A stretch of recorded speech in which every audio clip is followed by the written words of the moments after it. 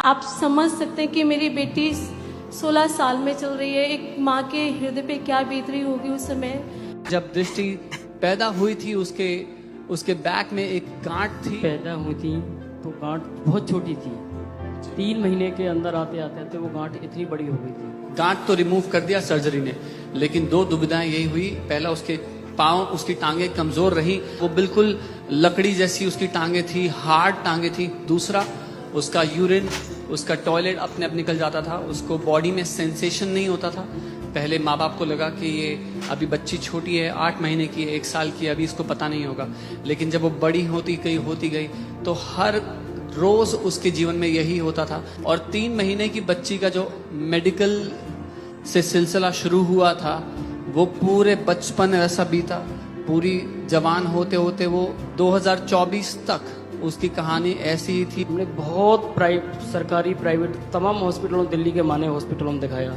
Toilet इसका अपने आप निकलता रहता था। इसको डायपर लगा कर भेज देते हैं और ये डायपर में रहती थी। जब डायपर में जाती थी तो इसकी स्मेल आती थी, तो बच्चे पास नहीं बैठा करते थे इसके।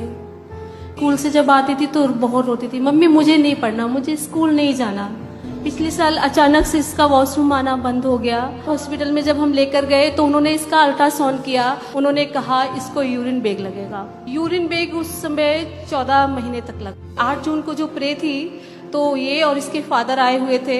जब प्रेयर हो रही थी तो उन्होंने बताया आप विश्वास करो, चंगाई लेने जानी है, उठा के लेके आनी है बस। और हम विश्वास के साथ खड़े हुए।